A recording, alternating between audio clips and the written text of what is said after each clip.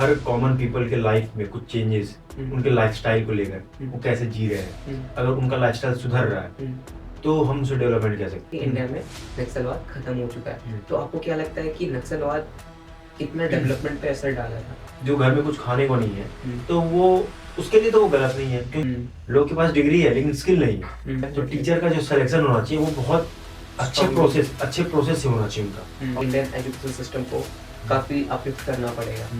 India खुद का एक बहुत बड़ा स्टांस रख पाएगा और एक ये तो मिलिट्री पर्सपेक्टिव से देखा है तो ऐसा होगा, लेकिन यदि हम बात करें इकोनॉमिक पर्सपेक्टिव से तो ये भी एक बहुत बड़ा रोल प्ले करेगा, क्योंकि यदि इंडिया यहाँ पे अपने इंफ्रास्ट्रक्चर को बिल्ड करता है, इस फील्ड में फैक्ट्रीज लगाता है एंड ऑल जो भी चीज़ें हैं, तो इंडिया का इकोनॉमिक सिस्टम भी काफ़ी ग्रो करेगा। वो India 6th generation fighter jet बनाना चाह रहा है, तो जो पैसा बाहर जा रहा है, बिलियंस ऑफ डॉलर जो बाहर जा रहे हैं वो इंडिया में। इंडिया का जो एग्रीकल्चर बेस्ड इकोनॉमी है वो कहाँ कोलैप्स कर रहा है?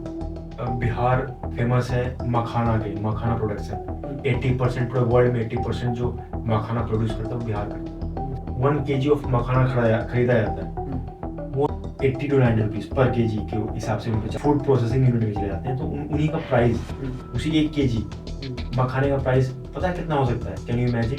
ये हमारा जियो पॉलिटिक्स का 4th एपिसोड है और इस एपिसोड में हम बात किए हैं what should be area that India focused on to become a developed nation.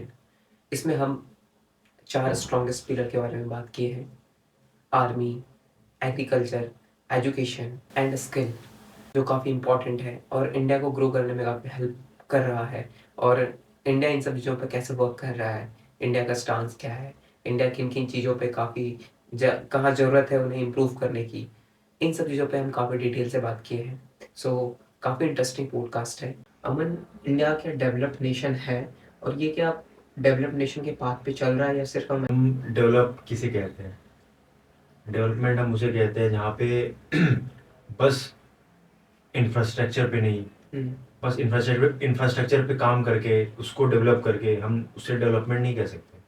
जब तक हर कॉमन पीपल के लाइफ में कुछ चेंजेस, उनके लाइफस्टाइल को लेकर वो कैसे जी रहे हैं, अगर उनका लाइफस्टाइल सुधर रहा है तो हम उसे डेवलपमेंट कह सकते हैं। यू मीन कि जो गांव तक की बातें आती गांव हैं, तक की बातें वहां तक यदि वो सारी चीजें डेवलपमेंट पहुंच रही हैं जो एक सिटी में है, उस लेवल का नहीं है, बट हाँ थोड़ा वो सारी चीजें हैं, तो हम उसे डेवलप कह सकते हैं। और डेवलप, हाँ उसे कह सकते हैं। जैसे हम जानते हैं जो डेवलप्ड सिटीज हैं, बहुत सारी सिटीज, मुंबई, दिल्ली, कोलकाता, चंडीगढ़, बैंगलोर, ऐसे बहुत सारी सिटीज हैं जो मेट्रोपॉलिटन और बहुत वहाँ पे पॉपुलेटेड एरिया भी है। और अगर देखा जाए तो इंडिया का ज़्यादा पॉपुलेशन गांव में रहता है। ठीक है, तो इंडिया ओवरऑल डेवलपमेंट को लेकर गांव तक अगर उस डेवलपमेंट को पहुंचा पा रहा है, उनके लाइफस्टाइल में कुछ ऐड कर पा रहा है इंडिया का जो डेवलपमेंट सिस्टम है, तो हम उसे ज़्यादा मतलब वो रखेंगे उस चीज़ को कि हाँ तब इंडिया डेवलप कर रहा है तो कह सकते हैं। ऐसे हम इंफ्रास्ट्रक्चर सुधार के बस वहाँ तक रोड पहुँचा के वहाँ के आदमी का लाइफस्टाइल कैसा है, वो किस उनका रोजमर्रा की जिंदगी में वो क्या क्या कमा रहे हैं, क्या खा रहे हैं, इस पे भी हमें फोकस करना चाहिए। वो किस टाइप का लाइफस्टाइल जी रहे हैं, अगर ये ओवरऑल हम देखा जाए तो ये देख के हम बता सकते हैं वो डेवलप कर रहा है या फिर डेवलप हो चुका है।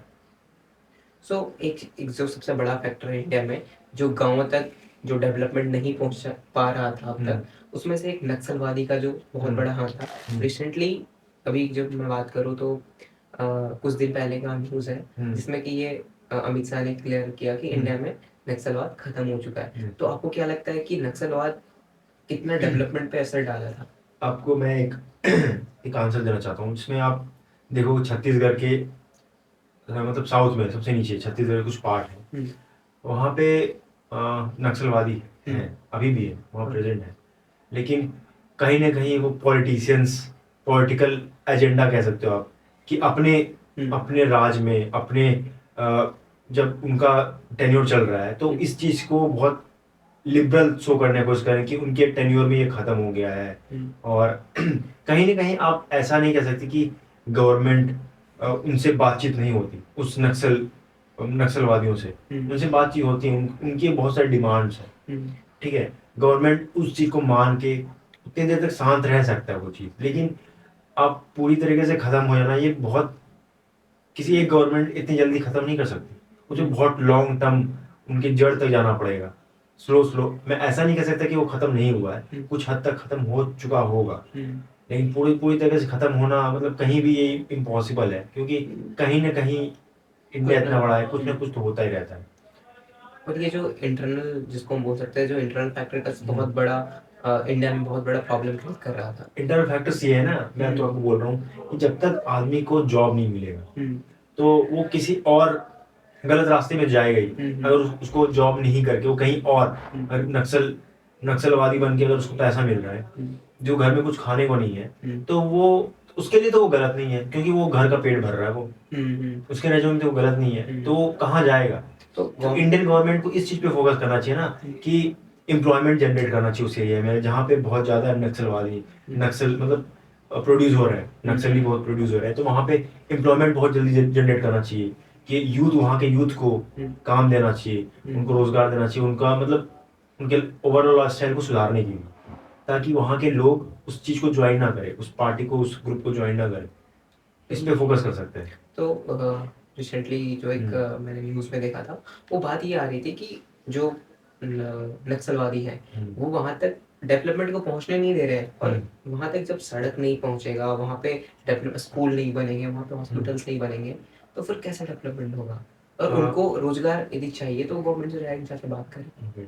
तो यहाँ पे कहीं ना कहीं हम बोल सकते हैं कि जो कम्युनिकेशन लैक हो रहा है वो दोनों के। पहली बात तो ये, अब ये बोल सकते कम्युनिकेशन लैक, जो वहाँ पे लोग जिनको वो ब्रेन वॉश करके कुछ करके वो अपने अंडर में ले चुके हैं, अब वहाँ के लोग बस अब बन गए कुआं का मेढक, आप जान सकते हो ना, कुआं वो कुछ और नहीं समझ सकते। एक बहुत बड़ा रीजन पॉवर्टी बोल सकते हैं। हाँ, वो बोल सकते हो कि वहाँ के लोगों तक वो नॉलेज नहीं पहुँच पा रहा है कि हम क्या कर सकते हैं, जब तक वहाँ तक पहुँचेगा नहीं। इसके लिए हाँ, इंटरनल सिक्योरिटी इस चीज़ को बढ़ाना पड़ेगा, ऑपरेशंस और बढ़ाने पड़ेंगे वहाँ उस सेंसिटिव एरिया में जाके, कि जैसे बहुत सारे एनएसजी हैं, सीआरपीएफ हैं, इन सबको वहाँ भेज के कुछ ऑपरेशंस करना पड़ेगा, और तब जाके वहाँ पे कुछ सुधार हो सकता है। वहाँ के लोगों को, वहाँ के जितने भी गांव के लोग हैं उन लोगों में जागरूकता फैलाना, क्योंकि जो वहाँ पे जाके नक्सली बनते हैं तो उस गांव के लोग ही रहते हैं। अगर उनके परिवार को हम एजुकेट करने लगे, उनके परिवार को हम समझाने लगे, अच्छी अच्छी एम्प्लॉयमेंट अपॉर्चुनिटीज देने लगे, तो खुद ब खुद वो कम कम होने लगेगा। आप ये बोल सकते हो कि किसी की नाकामी, किसी गवर्नमेंट की नाकामी, उस चीज को छुपाने के लिए कुछ और बोल सकते हैं कि वहां तक पहुंच नहीं पा रहे, ये नहीं कर पा रहे। हम बात करें थी इंडिया की एजुकेशन सिस्टम की, तो क्या लगता है कि इंडिया का जो एजुकेशन सिस्टम है इस टाइम पे वो कहाँ पे स्टैंड कर रहा है, और लोग को उसे कैसे देख रहे हैं, और गवर्नमेंट उसे कैसे ले रही है। इसे मैं खुद के लाइफ, हमारे लाइफ से इसको कोरिलेट करना चाहूँगा। जैसे कि हम बचपन से नर्सरी, एलकेजी 1 2 ऐसे स्टैंडर्ड 10 तक 12 तक हम पढ़ाई की, उसके आगे भी पढ़ाई चल रही है, तो हमारा जो पढ़ाई वो थ्योरी बेस्ड ज़्यादा है, प्रैक्टिकल बेस्ड कम है, स्किल बेस्ड। अगर हाँ, अब बोल सकते हो प्रैक्टिकली हम उस चीज़ को प्रैक्टिस नहीं करते, और अगर प्रैक्टिकली उस चीज़ को प्रैक्टिस भी करते हैं वो भी एक रटा रटाया होता है कि आप इस चीज़ को, वो बस एक फॉर्मेलिटी के तौर पे यूज़ किया जाता है। जैसे हम लोग किसी असाइनमेंट को बनाते हैं, कोई प्रैक्टिकल में बनाने दिया जाता है, तो उसमें कुछ क्रिएटिविटी नहीं होता, उसमें कुछ फाइल में आपको कुछ लिख देना है, वो आपको सबमिट कर देना है, फॉर्मेटिव। हाँ, ये बोल सकते हो आप उसे। लेकिन जो जो फॉरेन एजुकेशन सिस्टम आप बोल सकते हो, जैसे इंडियन एजुकेशन जब पहले थे, मतलब अभी से 1000 ईयर पहले, उसमें जो गुरुकुल परंपरा थी, उसमें प्रैक्टिकली स्किल बेस्ड सिखाया जाता था हर चीज। और अभी फॉरेन कंट्रीज में भी प्रैक्टिकल, जैसे चाइना में, जापान में, यूएस में, यूके में, मतलब इन कंट्रीज में भी प्रैक्टिकल बेस्ड पढ़ाई होती है। तो इंडिया को इस चीज पे ज़्यादा फोकस करना चाहिए। इंडिया डिग्रीज को लेकर बहुत, इंडिया में अब देखोगे आजकल बहुत सारी डिग्रीज लेके लोग बैठे पड़े हैं, तो इन डिग्रीज का कुछ करना नहीं होता अगर उनके अंदर कुछ स्किल्स नहीं है। वो डिग्रीज तो ले लेते हैं लेकिन उनके अंदर वो स्किल है नहीं, वो अपने डिग्री का यूटिलाइज नहीं कर पाते। क्योंकि देखो, हमारे इंडिया में जो जॉब आ रहे हैं, जॉब अपॉर्चुनिटीज तो आ रहे हैं, लेकिन वहाँ पे लोग उस चीज के लिए सुटेबल नहीं है। लोग के पास डिग्री है लेकिन स्किल नहीं है। लेकिन कोई भी कंपनी अपने एम्प्लॉय में स्किल देखता है, ना कि उसकी डिग्री। डिग्री बस एक नाम के, हाँ, एज अ प्रेजेंट कर खुद को प्रेजेंट करने के लिए आप डिग्री दिखा सकते हैं, लेकिन जब आप काम करते हो उस फील्ड में और आपका एक्सपीरियंस देखते हैं कि आप कहाँ कितना काम किए हो, कहीं ना कहीं आपका एक्सपीरियंस देखता है, तो इस चीज में वो डिमोटिवेट हो जाते हैं। मतलब कि वो खुद एक जो एम्प्लॉय होते हैं वो खुद जो देने वाले होते हैं और लेने वाले दोनों ही, कि उनको जो जितना काम चाहिए वो काम नहीं मिल पाता, क्योंकि पुअर स्किल सेट बहुत पुअर स्किल है उनके अंदर, और कोई मतलब उनका कोई उतना बहुत एडवांस कभी पढ़ाई नहीं की है किसी चीज को लेकर, तो इस चीज में प्रॉब्लम होता है उन लोगों को। कहीं ना कहीं देखा जाए तो एक जो सबसे इम्पोर्टेंट पॉइंट मुझे ऐसा लगता है एज अ स्टूडेंट पर्सपेक्टिव से, कहीं ना कहीं आपको फील हुआ होगा और कहीं ना कहीं और जितने भी स्टूडेंट्स हैं उनको फील हुआ होगा इस टाइम पे जहाँ पे वो अभी पढ़ाई कर रहे हैं, जो इंडियन एजुकेशन सिस्टम है वो टोटली बेस्ड ऑन, जैसा आपने बताया, थियोरेटिकल है। तो कहाँ पे जो लैग कर रहे हैं इंडियन गवर्नमेंट, कहाँ लैग कर रही है जहाँ पे उन्हें लगता है कि और बेटर तरीके से हमें ऐसा लगना चाहिए? सबसे अच्छी बात तो ये है कम्युनिकेशन सिस्टम। कम्युनिकेशन सिस्टम में आप बोल सकते हो कि आप किसी भी व्यक्ति का उनके कम्युनिकेशन पे फोकस कर पाओ, उनको कहीं पे सोशली एक्टिवेट करो खुद को। मतलब ऐसा है कि आप देखते हो कोई भी स्टेज फियर, इन सब चीजों को एक स्टूडेंट के अंदर से निकालना सबसे पहले, अगर उसको किसी प्रैक्टिकल बेस्ड नॉलेज देना है तो, क्योंकि आप किसी भी जॉब में चले जाओ वहां पे आपको कहीं ना कहीं स्टेज मिलता है, आपको बोलना ही पड़ता है। तो इस चीज से पहले ही डरा हुआ वो जो बच्चे पहले से डरे हुए होते हैं, वो कभी स्टेज पे कभी सामने नहीं गए होते, इस चीज को लेकर सब डरते हैं। आई थिंक जो नर्सरी 1 2 इन सब चीजों का जो फेज होता है इन सब क्लासेस का, वहाँ पे ये चीज अप्लाई करना बहुत बेटर होगा। यदि वहां से बच्चे के अंदर वो सारी चीजें डेवलप होने स्टार्ट हो जाएंगी तो डेफिनेटली वो बड़ा होके वर्क करेंगे। हाँ, और कहीं ना कहीं मुझे ऐसा लगता है पर्सनली कि आने वाला जो टाइम है इसमें से एजुकेशन में टेक्नोलॉजी को इन्वॉल्व करना बहुत इम्पोर्टेंट है। जैसे आपका एक क्वेश्चन और है कि उसमें क्यों ऐसा नहीं हो पा रहा है। जैसे आप देखते होगे कोई पेंटिंग में अच्छा है, कोई डांसिंग में अच्छा है, कोई स्पोर्ट्स में अच्छा है, कोई पढ़ाई में अच्छा है। पढ़ाई वाले को तो क्या होता है ना, उस पर प्रेशर किसी चीज को, आपको ये कॉम्पिटिटिव एग्जाम निकालना है, आपको नीट जेई आपको यूपीएससी निकालना है, मतलब ऐसे ऐसे फोकस, मतलब फोर्स करके उनके पेरेंट्स का इंटेंशन उनको फोर्स करना नहीं होता, उनके पेरेंट का इंटेंशन भी अच्छा ही होता है, लेकिन वो कहीं ना कहीं उस बच्चे पे प्रेशर डाल रहे होते हैं, जो बच्चा उस चीज के लिए रेडी नहीं होता। उन बच्चों का मतलब जो मतलब उनका ड्रीम होता है उस चीज पे पेरेंट्स को काम करना चाहिए। अगर उनका ड्रीम डांसिंग है, उनका ड्रीम पेंटिंग है, या कोई और काम, या एक्टिंग है, या कुछ भी, और कहीं ना कहीं स्पोर्ट्स है, इस चीज को लेके जो एजुकेशन सिस्टम है वहां पे भी इस चीज को इन्वॉल्व करना चाहिए। यदि सपोज कोई बच्चा स्पोर्ट्स में अच्छा है तो स्कूल लेवल पे एंड यूनिवर्सिटी लेवल पे गवर्नमेंट को अपॉर्चुनिटीज देनी चाहिए, चाहे वो किसी भी फील्ड में हो। जैसे आप जानते हैं, आप ये तो किसी से छुपा नहीं है कि इंडियन स्पोर्ट कैसा है। यहाँ पे जितनी अपॉर्चुनिटीज हैं, बहुत सारे बच्चे, इंडिया का पॉपुलेशन 140 करोड़ है, लेकिन स्पोर्ट्स के मामले में आप ओलंपिक मेडल देख पा और कितना चाइना से बहुत पीछे, इतना साल होने के बाद भी इंडिया के पास गिना चुना गोल्ड मेडल है। और जितना गोल्ड मेडल इंडिया मतलब इतने साल में कमा पाया है, चाइना एक मतलब ओलंपिक में उतना उससे ज्यादा, उससे कई ज्यादा कमा लेता है। तो आप क्या कह सकते हो कि जब तक इंटरनल डेवलपमेंट ना हो हर फील्ड में लेकर, रिसर्च के ऊपर, एजुकेशन के ऊपर, जब तक बहुत खर्च नहीं होगा तब तक पॉसिबल नहीं है। और एक चीज तो और, इंडियन एजुकेशन में आप देखो कि एजुकेशन पे टैक्स लगते हैं, बहुत सारी इंपॉर्टेंट चीज पे टैक्स लगते हैं। स्कूल में आपको बच्चे के जो राइटिंग मटेरियल, जो स्टडी मटेरियल उनका, उन पे टैक्स लगता है। तो ये कहीं ना कहीं गलत है, इनको सुधारना चाहिए इंडियन गवर्नमेंट को, इसी पे फोकस करना चाहिए। मुझे ऐसा लगता है ना कि एग्जाम पे आपने बोला कि स्पोर्ट्स को लेके एंड ऑल जो भी क्रिएटिव स्किल्स है उन पे फोकस करना चाहिए, तो आपको क्या लगता है यहाँ पे स्टूडेंट्स को भी उतना ही फोकस होना चाहिए और जो गवर्नमेंट को है उसको उनको भी इतना ही फोकस होना चाहिए? और एक और चीज आप जो बोल रहे थे कि चाइना और इंडिया के कंपैरिजन करें ओलंपिक में, तो आपको क्या लगता है कि इंडिया जो है उसमें टैलेंट की तो बिल्कुल कमी नहीं है, इतना पॉपुलेशन है हमारे में, तो कहीं ना कहीं जो लैग कर रहे हैं वो कहाँ कर रहे हैं अपनी? लाइक इंफ्रास्ट्रक्चर, स्पोर्ट्स इंफ्रास्ट्रक्चर, मतलब किसी चीज के इंफ्रास्ट्रक्चर पे, चाहे वो स्पोर्ट्स हो, चाहे वो डांस हो, चाहे वो सिंगिंग हो, मतलब कि हर चीज में इंडिया पीछे इसलिए जा रहा है कि उस चीज को प्रोवाइड नहीं कर पाया। इंडिया के पास टैलेंट तो है। आप एक न्यूज सुन रहे होगे अभी हाल ही में चल रहा है कि बास्केटबॉल कोर्ट पे बहुत सारे नेट, मतलब जो भी बास्केटबॉल का बोर्ड है वो गिर जा रहा है। दो, एक तो हरियाणा में हुआ था, एक पुणे में हुआ। मतलब ये, मतलब ये एविडेंस है, ये शो कर रहा है कि हाँ वीकनेस कुछ तो है, इसकी वजह से इंडियन एथलीट आगे नहीं बढ़ पा रहे। और स्पोर्ट्स वन ऑफ द बोलते बेस्ट एग्जांपल हो सकता है किसी कंट्री के लिए सेट करना, रिप्रेजेंट करना अपने देश को एज ए स्पोर्ट्स में। जितना हाइप आप, जितना स्ट्रॉन्ग बना सकते हो, उतना वर्ल्ड आपको देखता है। क्योंकि वॉर एक ऐसा चीज है, वॉर में तो जल्दी कोई जाता नहीं। उनका पावर उसके स्पोर्ट्स से दिखाया जाता है कि उनके उनके कंट्री के लोग कितने फिट हैं, बहुत इम्पोर्टेंट किसी स्पोर्ट्स में कितने एक्टिव रहते हैं। ये उनके कंट्री के फिटनेस और इन चीजों को शो कर रहा होता है। सो अमन, आपके अकॉर्डिंग आपको क्या लगता है कि जो इंडियन गवर्नमेंट है वो उन्हें कौन कौन सी चीज़ों पे वर्क करना चाहिए? और पहले तो अगर मैं खुद का एग्जांपल से समझाऊं तो मेरा एजुकेशन, प्राइमरी एजुकेशन मैंने सेंट जोसेफ स्कूल से लिया था। और सेकेंडरी एसकेपी विद्या विहार जो सीबीएसई था। जो मैं प्राइमरी एजुकेशन था वो मैं आईसीएसई बोर्ड से लिया था।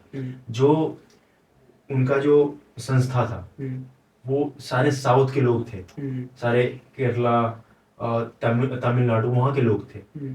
तो मैं ग्राउंड रियलिटी तो मैं पूरा बता नहीं सकता, मैं क्योंकि मैं उस स्कूल से बिलोंग नहीं किया हूँ। मेरा पढ़ाई हमेशा इंग्लिश में हुआ है, इंग्लिश मीडियम में। और बहुत कुछ मैंने देखा है कि हम लोगों को जो फैसिलिटीज मिलती थी वो और स्कूल के बच्चों को नहीं मिल पाती थी। क्योंकि हाँ ऑफ कोर्स अगर वो आईसीएसई बोर्ड है तो वहाँ पे फैसिलिटीज ज़्यादा मिलती है। कहीं भी इंडिया में, कहीं भी किसी भी आईसीएसई स्कूल में चले जाओ तो वहाँ पे कहीं ना कहीं कुछ ना कुछ ज़्यादा मिलेगा ही आपको। तो मैं ग्राउंड रियलिटी तो नहीं बता सकता, लेकिन जितना मुझे पता है उनमें जो गवर्नमेंट स्कूल्स हैं वहाँ पे बहुत कुछ प्रोवाइड नहीं की जाती है। जैसे प्रॉपर इंफ्रास्ट्रक्चर, जो बिल्डिंग्स हैं वो मतलब टूटे हुए बिल्डिंग्स होते हैं, ना बेंचेस सही होते हैं, ना बोर्ड सही होते हैं, ना टीचर, हाँ ना टीचर सही टाइम पे आते हैं। टीचर का इंटरेक्शन जो स्टूडेंट्स होता है जितना होना चाहिए वो नहीं हो पाता।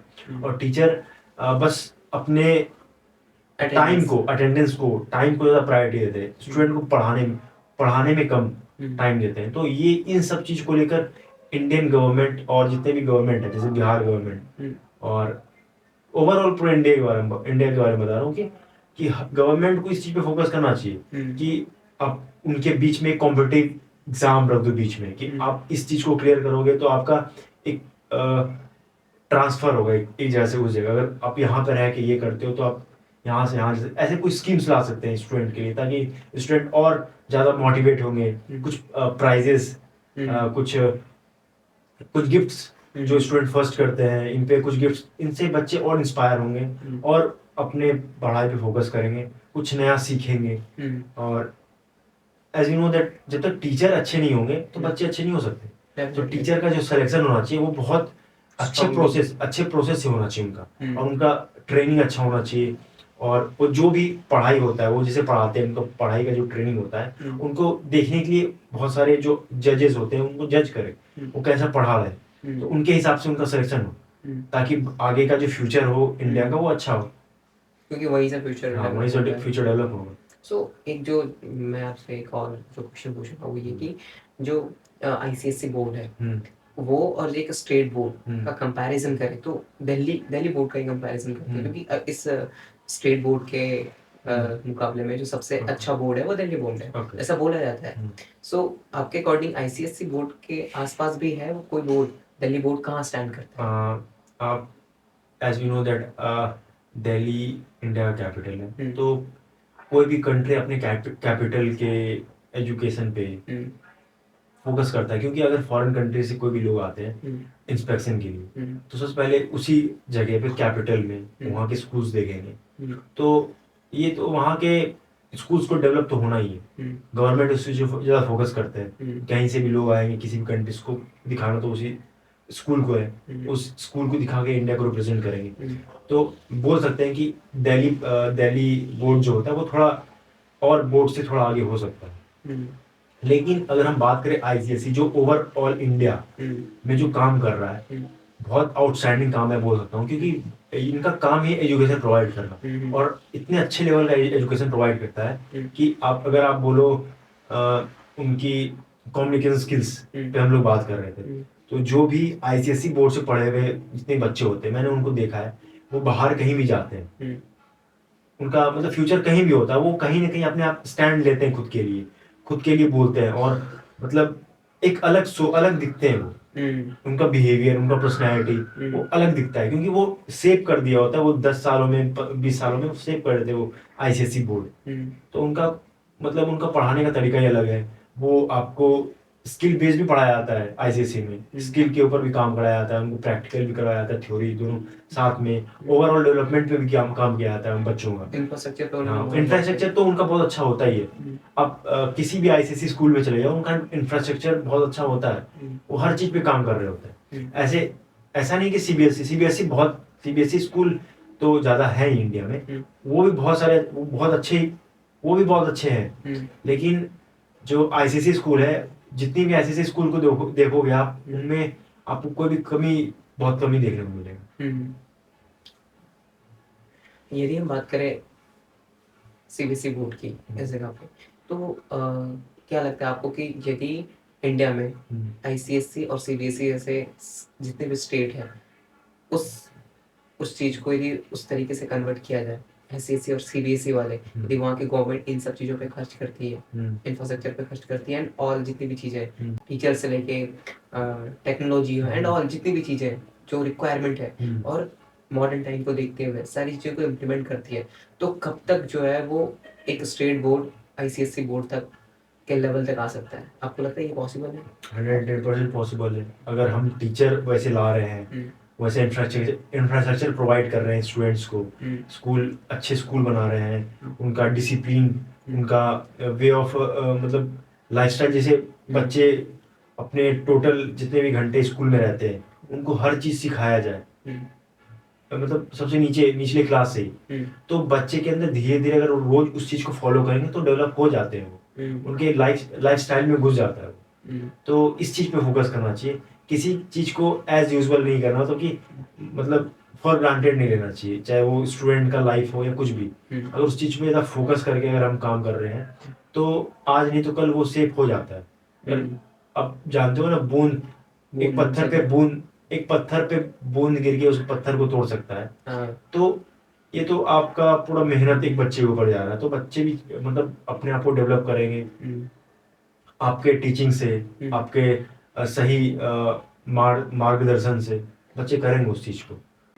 सो यदि हम इस बात को कंक्लूड करें यहाँ पे, तो आपको क्या लगता है कि कौन कौन सी चीज़ों पे इम्प्लीमेंट करना चाहिए, की पॉइंट्स में बात करें हम एजुकेशन सिस्टम पे, पहले तो गवर्नमेंट वर्क करती है, और इस टाइम को, मॉडर्न टाइम को देखते हुए कौन कौन सी चीज़ें और है जो ऐड कर सकते हैं, जिससे स्टूडेंट का फ्यूचर और ब्राइट हो सकता है, और उसके लिए ऑप्शंस बहुत सारे ऑप्शन ओपन हो सकते हैं, उसे एक बढ़िया प्लेटफॉर्म मिल सकता है। जैसे हम कहते हैं ना कि किसी बच्चे का पहले तो आप उसका हॉबी देखो, उसका इंटरेस्ट देखो, किस चीज में इंटरेस्ट है वो। अब फिफ्थ क्लास 6th स्टैंडर्ड तक में आते आते उस चीज को आप स्कूल का ये पैशन, इस चीज को आप ऑब्जर्व कर लो और बच्चे से डिस्कस करो इस चीज को लेकर। बच्चा का किस चीज में ज्यादा फोकस होगा, किस चीज में मन लग रहा है, किस में उनको इंटरेस्ट है। इसके बाद अब एजुकेशन जो मिलता है, कॉमन जो मिल रहा है उसको तो देना ही है, साथ में जो उनका जो इंटरेस्ट है उस चीज पे उसको सपोर्ट करना। अगर उनका स्पोर्ट्स में है, उनका म्यूजिक में है, उनका पढ़ाई में है, तो उस चीज में उनको ज्यादा मोटिवेट करना, उस चीज में ज्यादा उनको हेल्प करना। तो ये अगर निचले स्तर से जब बच्चे 5th या 6th स्टैंडर्ड में हो तब से अगर उनको मिलने लगे, तो आप बोल सकते हो कि इंडिया का जो ओवरऑल डेवलपमेंट है इंडियन स्टूडेंट्स का, वो बहुत नेक्स्ट लेवल जा सकता है। और इंडिया में वही इसी चीज की कमी है, जो मैं चाहूंगा कि इंडियन गवर्नमेंट इस चीज पे फोकस करे। जैसे आप देख चाइना का एग्जांपल ले सकते हो, वहाँ पे बहुत यंग एज में बच्चे को परख लिया जाता है कि बच्चे किस चीज में या हॉबी, किस चीज में इंटरेस्ट है, उस फील्ड में उसको मतलब शिफ्ट कर दिया जाता है ताकि उनका फ्यूचर ब्राइट हो। तो हम बोल सकते हैं कि जो टाइप ऑफ काउंसलिंग है वो बहुत ज़रूरी है, जो इंडियन एजुकेशन सिस्टम में लैग कर रहा है, हाँ। एक जो सबसे बड़ा रोल है, और कौन कौन से ऐसे चीज़ों को ऐड करना चाहेंगे? कुछ अच्छे पॉलिसीज उस चीज़ को, और जितने भी स्टूडेंट्स हैं उनको जो लैब फैसिलिटीज़ हैं, लाइब्रेरीज, वो बहुत स्कूल्स में नहीं है, बहुत सारे गवर्नमेंट स्कूल्स में नहीं है, और लैब्स नहीं है, और अगर लैब हैं भी तो वो ऑपरेटिव नहीं है, वो बस एज ए शोकेस रखा हुआ होता है कि हाँ इस स्कूल में लैब, लाइब्रेरी है, लैब है, कंप्यूटर लैब है, और बहुत सारे, तो उसको शोकेस ना करके उसको ऑपरेट करे, ताकि वहाँ के बच्चे उस चीज़ का फ़ायदा उठा सके, कुछ सीख सके उससे, और ताकि अगर कोई चीज़ अब रखा हुआ रहा है तो उसका कोई वैल्यू नहीं होता, जी। तो इस चीज़ को ऑपरेशन में लाए और बच्चे को उससे कुछ फ़ायदा मिले, और इसी पे फोकस करें इंडियन और जो गवर्नमेंट। एक सबसे इम्पोर्टेंट मुझे ऐसा लगता है जो टर्म को ऐड करना चाहिए इंडियन गवर्नमेंट को, वो ये कि टेक को ऐड करना चाहिए, वो भी निचले स्तर से, अराउंड 6 टेक, क्लास से। हाँ, टेक तो बहुत ज़्यादा है, क्योंकि आज जो हम लोग देख रहे हैं, किसी भी आज फील्ड में जाइए आप। आज वर्ल्ड एआई की तरफ शिफ्ट हो रहा है, बहुत सारी चीज़, तो यंग एज से अगर कोई बच्चा इसमें इंटरेस्ट रखता है तो उसको बहुत ज़्यादा इस चीज़ में डालना चाहिए और उनको सिखाना चाहिए, और अगर जितना इंडिया में पॉपुलेशन तो पहले से ज़्यादा है, अगर बस एक बार इंडिया इनिशिएटिव ले ले इस चीज़ का, तो आप देखोगे खुद ब खुद बच्चे इस पे स्टेप इन करके इस चीज़ को और आगे बढ़ाएंगे। और वो एक सबसे बड़ा रीजन ये है क्योंकि इंडिया एआई यूज करने में सेकंड नंबर पे है, सेकंड लार्जेस्ट कंट्री है वर्ल्ड में, सो इसका बहुत ज्यादा यूज हो सकता है इस फील्ड में भी। जरूर, व्हाई नॉट, अगर इंडियन गवर्नमेंट इस पे फोकस करे तो जरूर हो सकता है, और इससे कहीं ना कहीं जो स्टूडेंट का फ्यूचर है वो बहुत ब्राइट और अच्छे तरीके से सेव हो सकता है। तो यदि एक डेवलप्ड नेशन बनना है तो कहीं ना कहीं एक जो इसका जो एजुकेशन सिस्टम है, जो कोर कह सकते हैं हम, जो जिसको डेवलप करना इंडियन गवर्नमेंट के लिए बहुत ही इम्पोर्टेंट है कंपैरेटिवली, और फॉरेन कंट्रीज को देखें या तो फिर और बोर्ड्स को देखें, उसके कंपैरिजन में इंडियन एजुकेशन सिस्टम को काफ़ी अपलिफ्ट करना पड़ेगा। हम कह सकते हैं यदि इंडिया को एक अच्छी जगह स्टैंड करना है तो ऑल ओवर डेवलपमेंट में देखा जाए तो ये बहुत बड़ा इम्पोर्टेंट रोल प्ले करेगा ये सेक्टर। यदि मैं बात करूँ डेवलप्ड नेशन की, तो मिलिट्री पावर कितना इम्पोर्टेंट रोल प्ले करती है किसी भी डेवलप्ड नेशन में, और इंडिया को और डेवलप्ड होने के लिए और सारे फील्ड की तो हमने अभी 2 फील्ड की बात की, और मिलिट्री फील्ड कितना इम्पोर्टेंट है और किन-किन चीज़ों पे इंडिया को ध्यान देना चाहिए, स्पेशली मिलिट्री में? पहली बात तो अगर कोई फॉरेन कंट्रीज इंडिया में इन्वेस्ट कर रही है, सबसे पहले वो ये इंश्योर करते हैं कि उस कंट्री का जो मिलिट्री है वो कितना प्रोटेक्ट कर सकती है हमारे, मतलब कि उस बिजनेस को जो उस किसी कंट्री में इन्वेस्टेड है, तो कहीं ना कहीं डेवलपमेंट पे मिलिट्री का बहुत बड़ा हाथ होता है, और एक मिलिट्री पावर से ही किसी देश का पावर कोई बोल सकते हो कि आप ये कंट्री पावरफुल है या नहीं है, तो हाँ ये बोल सकता हूँ कि अगर हमारा मिलिट्री जितना स्ट्रांग हो तो फॉरेन कंपनीज हमारे देश में इन्वेस्ट करने के लिए मतलब इंटरेस्टेड होंगी, और मतलब कि आप ये सकते हो कि जो मिलिट्री पावर है ये हर कंट्री में, जैसे आप रसिया देख सकते हो, अमेरिका देख सकते हो, कि चाइना देख सकते हो, ये कंट्रीज अपने आप को डेवलप क्यों कहते हैं, क्योंकि उनके पास स्ट्रॉन्ग मिलिट्री पावर है, और इंडिया मेनली अगर कहा जाए इंडिया डेवलपिंग नेशन में आता है, लेकिन इंडिया का जो मिलिट्री पावर है एक डेवलप्ड कंट्री की तरह है, किसी डेवलप्ड कंट्री के पास जो मिलिट्री पावर होना चाहिए वो इंडिया के पास है, जैसे आप यूके यूएस फ्रांस और मैनी कंट्रीज, और भी different countries। Germany, many countries को देख लो, इंडिया का जो पावर है इंडिया 4th नंबर पे आता है वर्ल्ड मिलिट्री पावर में, चाइना के बाद, पहले तो अमेरिका, रसिया, चाइना, फिर इंडिया, तो आप बोल सकते हो कि भले इंडिया डेवलपिंग नेशन हो लेकिन इंडिया का जो पावर, मिलिट्री पावर, वो एक डेवलप्ड नेशन की तरह है इंडिया के पास, तो एक प्लस पॉइंट बोल सकते हो कि हाँ इंडिया के लिए एक प्लस पॉइंट है कि मिलिट्री पावर इतना स्ट्रांग होने की वजह से इंडिया को वर्ल्ड स्टेज पे एक वैल्यू प्रोवाइड होता है इंडिया को, और इंडिया स्ट्रांगली कोई भी स्टांस ले पाता है कहीं भी, चाहे वो डिप्लोमेटिक स्टांस हो, चाहे वो मतलब कि कंट्री बिजनेस स्टांस, कोई भी, तो वहाँ पे स्ट्रांगली कोई भी स्टांस ले सकता है इंडिया, तो मिलिट्री पावर का तो बहुत बड़ा रोल है। और एक और जो सबसे इम्पोर्टेंट टर्म जो यहाँ पे इंडियन मिलिट्री को बहुत स्ट्रॉन्ग स्टांस क्रिएट करने में हेल्प करेगी। वो एक और है ये कि इंडिया यदि अपने fighter jet made in India बनाते हैं and all equipments defence build के और जितने भी डिफेंस सिस्टम है एंड सब कुछ, यदि ये चीज़ इंडिया में पॉसिबल हो पाए डेवलप करना, बनाना खुद से, मैन्युफैक्चर हो पाए, ये इंडस्ट्रीज यदि क्रिएट हो पाए, तो इंडिया को कितना फ़ायदा मिलेगा। नॉट ओनली कि इंडिया सिर्फ डिफेंस फील्ड में बढ़िया होगा, इंडिया खुद का एक बहुत बड़ा स्टांस रख पाएगा। और एक ये तो मिलिट्री पर्सपेक्टिव से देखा जाए तो ऐसा होगा, लेकिन यदि हम बात करें इकोनॉमिक पर्सपेक्टिव से तो ये भी एक बहुत बड़ा रोल प्ले करेगा, क्योंकि यदि इंडिया यहाँ पे अपने इंफ्रास्ट्रक्चर को बिल्ड करता है इस फील्ड में, फैक्ट्रीज लगाता है एंड ऑल जो जो भी चीज़ें हैं, तो इंडिया का इकोनॉमिक सिस्टम भी काफ़ी ग्रो करेगा। तो आप इसको कैसे देखेंगे? ओके, पहले तो हम देखें, आपने पहला बात किया था कि इंडिया फाइटर जेट्स जो इंडिया में बना है, इंडिया फाइटर जेट्स इंडिया में फुल्ली डेवलप नहीं कर पाया। उसका सबसे बड़ा रीज़न है जो उनका एक इंजन है, जिसे अब बोलते हैं फाइटर जेट में जो इंजन लगती है, जो जेट होता है, मतलब कावेरी इंजन पे काम हो रहा है इंडिया में, वो अभी पूरी तरह से सक्सेसफुल नहीं है। और एक फाइटर जेट जिसका नाम है एम का प्रोजेक्ट है, जिस पे काम हो रहा है, वो India 6th generation fighter jet बनाना चाह रहा है। तो उसमें फॉरेन कंट्रीज का हेल्प लेके, फ्रांस का हेल्प लेके वो जेट इंजन बन जाएगा इंडिया का। ट्राई तो कर रही है इंडिया। अगर ये हो जाता है तो इंडिया के लिए बहुत बहुत बहुत मतलब बड़ा माइलस्टोन पाना होगा, क्योंकि अगर इतना एक फाइटर जेट इंडिया में डेवलप सेल्फ मतलब मेड इंडिया है, तो जो पैसा बाहर जा रहा है, बिलियंस ऑफ डॉलर जो बाहर जा रहे हैं, वो इंडिया में रह जाएंगे। और एम्प्लॉयमेंट जनरेट खुद के कंट्री में होंगे, खुद के इंजीनियर्स उस चीज़ पे लगेंगे, और ज़्यादा उनको उनको ज़्यादा पे मिलेगा, ज़्यादा अपॉर्चुनिटीज़ इंडिया के अंदर ही मिलेंगे। तो ये बोल सकते हैं। और बात करें जितने हमारा जो बजट है, जो लगभग $90 बिलियन, अप्रोक्स $92 बिलियन अभी इंडिया का जो डिफेंस बजट है ये। तो इतना पैसा जो इंडिया खर्च कर रही है इक्विपमेंट को खरीदने में, वो कहीं ना कहीं इंडिया खुद के देश में डेवलप कर सकता है और अपने पावर को और इंक्रीज कर सकता है, और एक मार्केट भी क्रिएट कर, जैसे अमेरिका, रसिया, चाइना, ये खुद का एक मार्केट, दूसरे कंट्रीज को वेपन्स बेचते हैं। तो इंडिया का ही मार्केट बढ़ सकता है। इंडिया भी अपने इक्विपमेंट बना के दूसरे देशों में बेच सकते हैं। जैसे हम ब्रह्मोस देख सकते हैं, तेजस देख सकते हैं, जो इंडिया फॉरेन कंट्री मतलब कि फिलीपींस और मेनी कंट्रीज को प्रोवाइड करते हैं, जो मैन्युफैक्चर जो मैन्युफैक्चर इंडिया मैन्युफैक्चर है।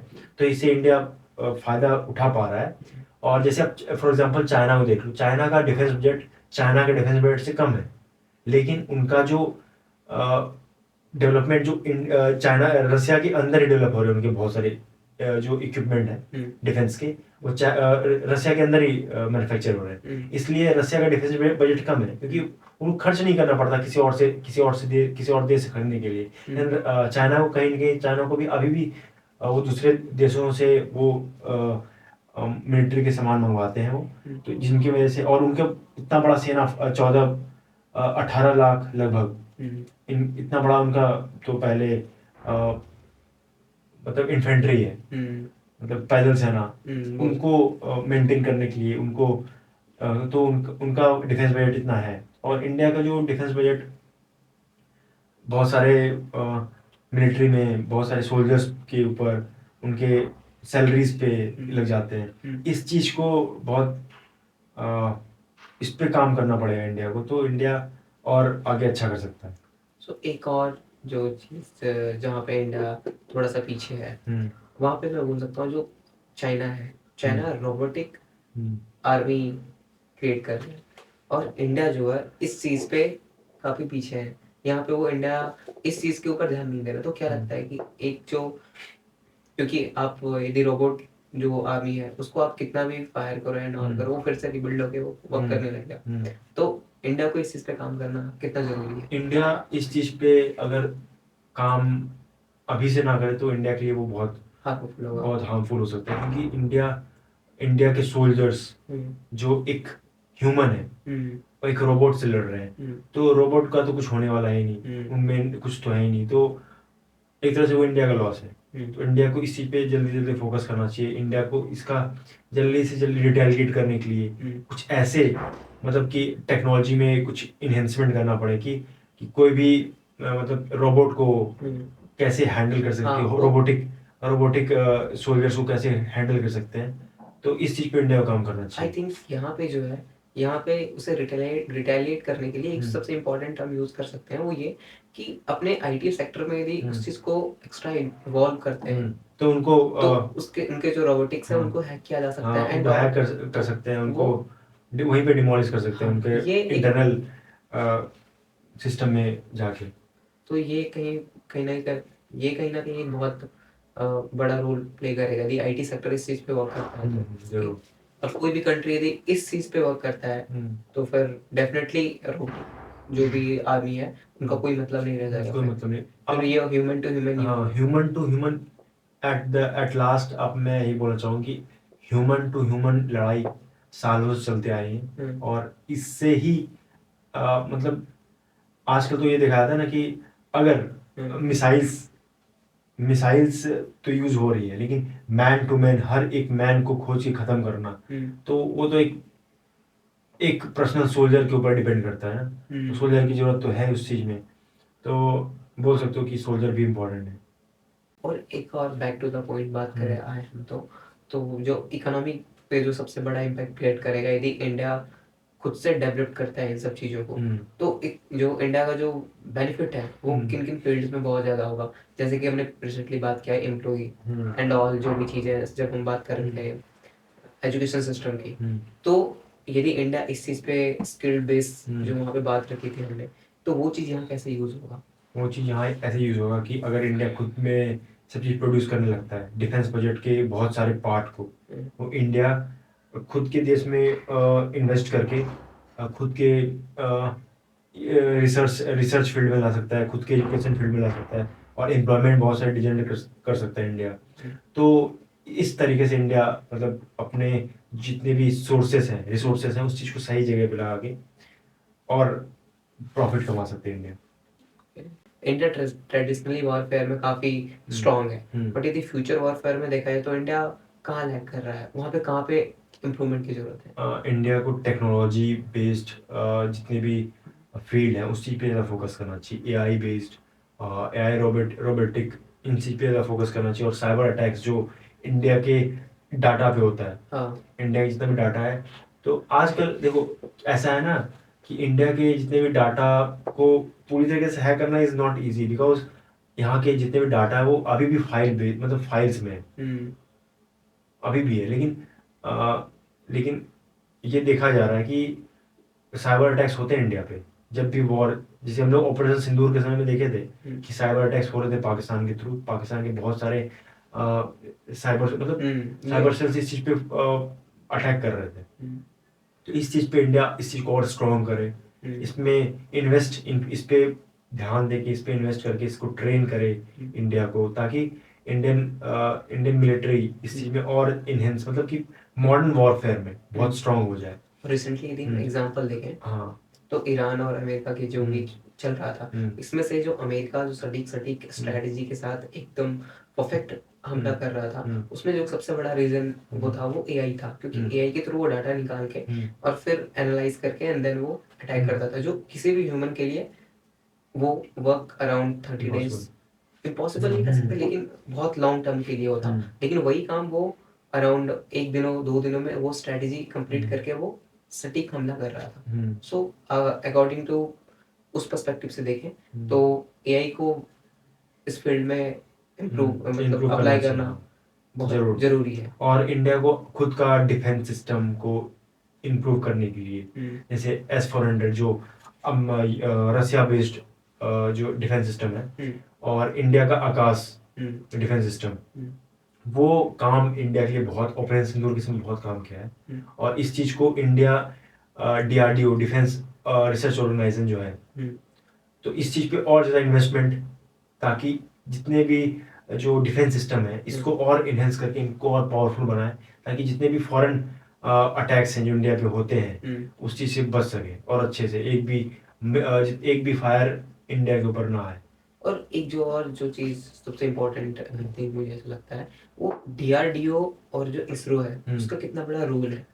देखो, इसरो और डीआरडीओ ये टोटल, मतलब देखो, मिलिट्री ऑपरेशन जब होते हैं तो उसमें दोनों काम कर रहे होते हैं। इसरो आपको सैटेलाइट इमेजेस ये सब चीज़ प्रोवाइड कर रहे होते हैं, और डीआरडीओ है जो जो इक्विपमेंट है, इक्विपमेंट जल्दी से बना के किसी चीज़ में और इनोवेट करके उसको प्रेजेंट कर रहा होता है। तो टेक्निकली मतलब डीआरडीओ काम कर रहा होता है ग्राउंड ग्राउंड लेवल पे, कि हाँ, एक तरह से बोल सकते हो। और इसरो का जो काम है ना, इसरो सैटेलाइट बेस्ड जितने भी काम हो सकते हैं वो उस चीज़ को प्रोवाइड कर रहा होता है। जितने भी लोकेशंस हैं, उनकी इमेज हैं, उन चीज़ को इसरो, जितने सैटेलाइट लॉन्च किए हुए थे इंडिया का, वो इस चीज़ के थ्रू इंडिया को उसके इंडियन मिलिट्री को इस चीज़ का इन्फॉर्मेशन प्रोवाइड कर रहा होता है। हम लोग कह सकते हैं कि बैकबोन है। हाँ, बैकबोन इसरो और डीआरडीओ इंडिया के लिए। मिलिट्री के सिस्टम किया जा सकता है, और ये दोनों कितना इम्पोर्टेंट है किसी भी कंट्री के लिए, और इस चीज़ को बैलेंस करना कितना ज़रूरी है। और अभी जो सिचुएशन है उसके अकॉर्डिंग कहाँ इंडिया पीछे है। फॉर एग्जांपल हम देखते हैं ईरान और यूएस का जो वॉर हुआ था, उसमें स्ट्रैटेजी ईरान की बहुत स्ट्रांग थी, जिसकी वजह से ह्यूज लॉस झेलना पड़ा था, बिलियंस ऑफ डॉलर का लॉस यूएस ही झेला है। और इसमें बोल सकते हो कि आप इकोनॉमिक और मिलिट्री जो पॉइंट ऑफ व्यू है, इसमें बहुत है, ये कोरिलेटिव पूरा रिलेटेड है। अगर वॉर होता है तो इंडिया को पैसा खर्च करना पड़ेगा, बहुत पैसा खर्च होंगी।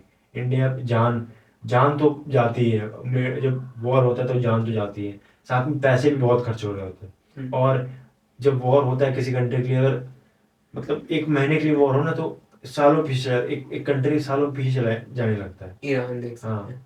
बहुत मतलब, ताकि कोई भी कंट्री अपने आप को इतना स्टेबल कर ले ताकि वॉर के समय में वो उन पे ज़्यादा इफेक्ट नहीं। इसलिए अमेरिका को डेवलप कंट्री कहा जाता है। उनके पास इतना पैसा है कि उनको पैसा खर्च करने में कोई दिक्कत नहीं, वो पैसा खर्च करते रहते हैं। अगर अगर इंडिया लॉन्ग टर्म वॉर पे चला जाए, बहुत लॉन्ग टर्म वॉर, तो बहुत डीपली क्राइसिस होता है, बहुत डीपली इंडिया को हिट हो सकता है वो चीज़। तो इंडिया रेडी तो है, लेकिन बहुत लॉन्ग वॉर करने के लिए साल 2 साल 3 साल 4 साल, तो उसमें इंडिया इंडिया भी रेडी नहीं है उस चीज़ के लिए। इंडिया को और मतलब अभी और टाइम लगेगा, काम करना पड़ेगा। और एक जो सबसे इम्पोर्टेंट चीज़ आप देख रहे हो ऑपरेशन सिंदूर में, जो इंडिया ने जो पॉइंट्स को सिलेक्ट किया था और उनका जो ऑब्जेक्टिव्स था, उन्होंने एक सटीक टाइम पे अपना ऑब्जेक्टिव पूरा करके वॉर को खत्म कर दिया। ये स्ट्रेटेजी इंडिया इस टाइम पे देखा है तो इंडिया काफी इन सब चीजों में काफी आगे है स्ट्रेटेजी के मामले में। जैसे ईरान और यूएसए का जो वॉर चल रहा है वो तो काफी लंबा चला गया, और जो कम टाइम में और ऑब्जेक्टिव को भी पूरा कर लिया वो इंडिया है। तो आपके अकॉर्डिंग और इंडिया का जो स्टांस है इस जगह पे स्ट्रेटेजी के मामले में वो कैसा है? इंडिया ये चाहती है कि कम टाइम पे ज़्यादा अचीव करना। इंडिया का पहले से रोल ये था कि इंडिया जितने भी टेररिस्ट अटैक हुए हैं उस चीज़ को पहले उनका जो मतलब बोल सकते हो कि बदला लेना। इंडिया जितने मासूम को मारा गया था, तो यहाँ पे इंडिया कम समय में उस चीज़ को, उस टारगेट को हिट करके अपना बदला भी पूरा किया, और जो एक मिलिट्री स्ट्रेंथ था वो भी वर्ल्ड को दिखा दिया कि इंडिया क्या कर सकता है। तो ये इंडिया मेंटेन हमेशा से इंडिया मेंटेन कर रहा है और आगे भी करता रहेगा। एग्रीकल्चर की जो सबसे इम्पोर्टेंट पिलर है इंडिया का, और इंडिया इस चीज़ पे पहले से ही काफ़ी स्ट्रांग रह चुका है। इंडिया का जो एग्रीकल्चर बेस्ड इकोनॉमी है वो कहाँ कोलैप्स कर रहा है पहले के टाइम से? क्योंकि यदि हम बात करें पहले तो मैं इस चीज़ को इंक्लूड करना चाहूँगा कि इंडिया कभी भी पूरी तरीके से कोई इंडिया को तोड़ नहीं सकता, क्योंकि इंडिया के पास जो स्टार्टिंग मतलब इकोनॉमी का जो मतलब बोल सकते हो कि पैसा जहाँ से आता है वो एग्रीकल्चर है। और इंडिया का एग्रीकल्चर बहुत स्ट्रॉन्ग है। लेकिन जो यहाँ पे डिसएडवांटेज मतलब कि कहाँ पे कमी आ रही है उसमें बोल सकते हो कि स्मॉल लैंड ओनर मतलब होल्डिंग्स, मतलब कि हर आदमी के पास कुछ एकड़ जमीन है। अगर वो सब एक में हो जाए, अगर वो उनका पार्टनरशिप अच्छा हो, तो किसी भी क्रॉप को उगाने में कोई दिक्कत ना हो। ये प्रॉब्लम्स आते हैं। और और इसमें एक प्रॉब्लम है poor supply chain, road connectivity गांव तक सही से नहीं है, जिसकी वजह से सही प्राइस नहीं मिल पाता फार्मर्स सही प्राइस नहीं मिल पाता, और वहाँ के लोग पूरी तरीके से कनेक्टेड नहीं, जो फार्मर्स होते हैं उनको सही प्राइस नहीं मिलती, उनको सही नॉलेज नहीं होता किसी अपने प्रोडक्ट को लेकर कि उनका प्रोडक्ट मार्केट में कितना वैल्यू कर रहा है, कितना नहीं कर रहा है। ये थर्ड पार्टी है, थर्ड पार्टी आके उनसे सस्ते माल ले लेते हैं और हाई प्राइस पे उनको बाहर बेचते हैं। तो जो रियल पैसा जो एक किसान को मिलना चाहिए वो उनको नहीं मिल पाता है। तो किसान कहीं ना कहीं डिमोटिवेटेड रहते हैं पूरे साल, मतलब कि हमेशा से डिमोटिवेटेड रहे हैं। तो ये स्कीम्स जो भी गवर्नमेंट स्कीम्स हैं वो जितना जल्द हो सके एक फार्मर तक पहुंचना चाहिए। मतलब मैनुअली एक फार्मर को पता रहना चाहिए कि मेरा जो भी प्रोडक्ट मैं उगा रहा हूँ वो गवर्नमेंट तक जा रहा है, गवर्नमेंट तक सही प्राइस, जो गवर्नमेंट प्राइस डिसाइड कर रही है वो प्राइस मेरे को मिल रहा है। इस चीज़ पे जागरूक करना पड़ेगा फार्मर्स को पहले। अगर फार्मर्स इस चीज़ को लेकर जागरूक हो जाते तो उनका जो भी मतलब कि बैकलॉग बोल सकते हो उसे, कि जहाँ पे उनको रुकावट मिलती है, रुकावट होती है, तो उस चीज़ से वो निजात पा सकते हैं। इंडिया इतना बड़ा इकोनॉमी है इस चीज में, एग्रीकल्चर में, तो जो फार्मर्स है वो स्ट्रगल कहाँ कर रहे हैं?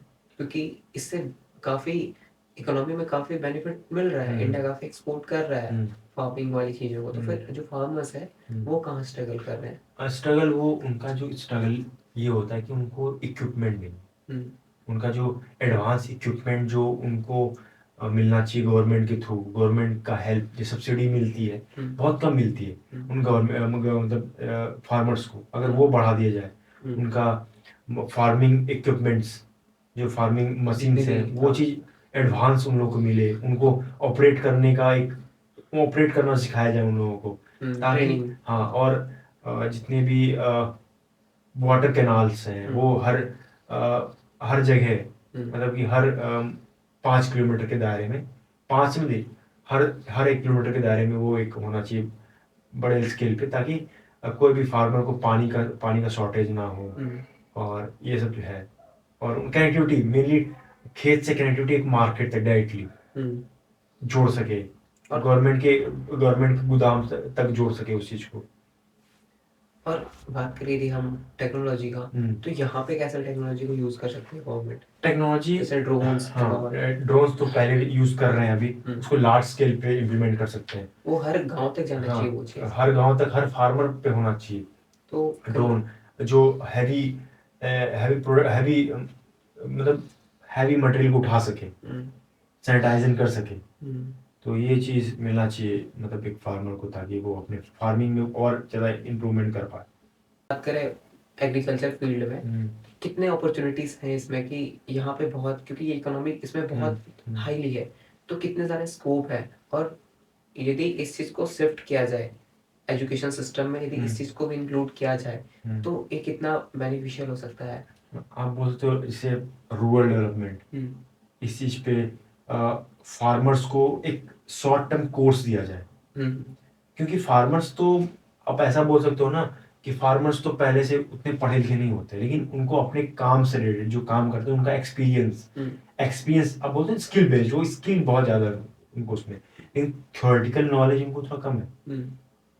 थ्योरेटिकल नॉलेज जो उनको होना चाहिए, प्रैक्टिकली तो है, लेकिन थ्योरेटिकली और इन्हेंसमेंट और उनको सिखाना चाहिए कुछ समय के लिए। अब 2 महीना 3 महीना का उनको एक वो दे सकते हो कि सिखाने का एक कोर्स दे सकते हो उनके गांव में जाके, मतलब फार्मर्स को सिखाओ कुछ, ताकि वो उनका जो प्रोडक्शन है वो और इंक्रीज हो सके। तो ये सब एक स्कीम्स लाने चाहिए गवर्नमेंट को, ताकि गवर्नमेंट जो एग्रीकल्चर में है लोग उनको और फायदा मिल सके, और इंडिया का जो स्टेबिलिटी है एग्रीकल्चर के साथ वो और स्ट्रांग हो पाए इन फ्यूचर। और एक जो सबसे इम्पोर्टेंट जो कनेक्टिविटी वाला है सेक्टर है, वो काफी गैप है इंडिया में, जो सबसे बड़ा गैप है वो आई थिंक जो फार्मर से जो लोगों तक जो पहुंचता है उसका जो प्राइस इंक्रीज होता है, ये लोगों पे भी इम्पैक्ट पड़ता है, और ये फार्मर्स के लिए भी ये काफी हार्मफुल है, बिकॉज फार्मर को सही रेट नहीं मिल पाता, और जहां तक पहुंचता है जाने के बाद, सपोज आप तक पहुंच रहा है, मैं फार्मर हूँ, तो वहां तक पहुंचने के बाद जो रेट है वो काफी इंक्रीज हो जाता है, तो वो आपके लिए भी सही नहीं है, और जो मैं फार्मर हूँ तो मुझे काफी कम प्राइस मिल रहा है, तो यहाँ पे जो बीच वाले जो है, जो हम्म, ट्रांसपोर्टर है, हम्म, उनको काफी बेनिफिट हो रहा है। आपको एग्जांपल बताता हूँ। हम्म, बिहार फेमस है मखाना प्रोडक्शन। हम्म, 80% पूरे वर्ल्ड में 80% जो मखाना प्रोड्यूस करता है वो बिहार करता है। हम्म, तो इसमें से हम ये देखते हैं, जब वहाँ से 1 kg ऑफ मखाना खरीदा जाता है हम्म, डायरेक्ट, कच्चा माल, हम्म, 80 to 90 रुपीज़ पर केजी के हिसाब से उनको चार्ज वो लेते हैं। हम्म, लेकिन जब वो किसी फूड प्रोसेसिंग यूनिट में चले जाते हैं तो उन्हीं का प्राइस, हम्म, उसी 1 kg मखाने का प्राइस पता है कितना हो सकता है? Can you imagine? Around 90, 150, 90 to 150 around. 1400 to 1500 approx. हम्म, इतना उनका वो मतलब हाई चार्ज करते हैं फूड प्रोसेसिंग यूनिट में जाने के बाद। तो एक फार्मर, सोच सकते हैं एक फार्मर को क्या मिल रहा है? हम्म, उनको उनका मेहनत का पैसा मिल ही नहीं रहा। हम्म। इसीलिए फार्मिंग जो वो हम्म, छोड़ रहे हैं। हम्म, तो आई थिंक जो जो गैप आ रहा है हम्म, वो कहाँ पे आ रहा है, इतना बड़ा गैप कहाँ से क्रिएट हो हम्म, रहा है? सीधा अराउंड 1000 से भी ज्यादा का गैप आ रहा है। हम्म। वो कहाँ से क्रिएट हो रहा है? यही मतलब कि लैक, बोलते हो, lack of connectivity, lack of मतलब कम्युनिकेशन विद द गवर्नमेंट। हम्म, गवर्नमेंट का इंटरेक्शन बहुत कम होता है डायरेक्ट फार्मर के साथ। हम्म, तो फार्मर और गवर्नमेंट जब तक पूरी तरह से डायरेक्टली लिंक्ड नहीं होंगे, डायरेक्टली कनेक्टेड नहीं होंगे, हम्म, तब तक इंडिया का जो एग्रीकल्चर है वो बहुत जल्दी ग्रो, बहुत अच्छे तरीके से ग्रो नहीं हो सकता। क्योंकि गवर्नमेंट के लाइफ स्कीम्स तो फार्मर्स के लिए होते हैं, लेकिन जो बीच के जो मीडिएटर्स होते हैं, थर्ड पर्सन जो होते हैं, वो इस चीज़ को मतलब कि इसका फ़ायदा उठाने लगते हैं। तो फार्मर इस चीज़ में थोड़ा डिमोटिवेटेड फील करते हैं कि उनका सही प्राइस नहीं मिलता। तो इस एग्रीकल्चर फील्ड में आने वाले टाइम में यदि बात करें हम जॉब अपॉर्चुनिटीज की, इस फील्ड में, हाँ, तो कौन कौन से फील्ड जहाँ पे बहुत ज़्यादा वो सही तरीके से होना चाहिए, वो फार्मर को हार्म ना करे, इस तरीके में कौन कौन से फील्ड्स खाली है इसमें जहाँ पे आने वाले टाइम में काफ़ी चांसेस है कि ये बढ़ सकता है? इसमें बहुत सारे फील्ड्स हैं, लेकिन मैं एग्जैक्ट अभी आपको बता नहीं सकता, लेकिन हैं बहुत सारे फील्ड्स अगर उसमें देखा जाए तो हैं। और एक जो आई थिंक जो एक मुझे लगता है ऐसा, हम्म, जो सपोज कोई 90 किलोमीटर एक गांव है जहाँ से वो वेजिटेबल्स एंड ऑल आ रहा है, और वो 90 किलोमीटर 200 किलोमीटर जाके उसे लो रहा है, तो वहां तक वहां जाने का जो प्रोसेस है, ये तो एक स्टेट से दूसरे स्टेट तक जाने का जो प्रोसेस है, उस बीच में जो टाइम लगता है सब्जी तो खराब हो जाएगी।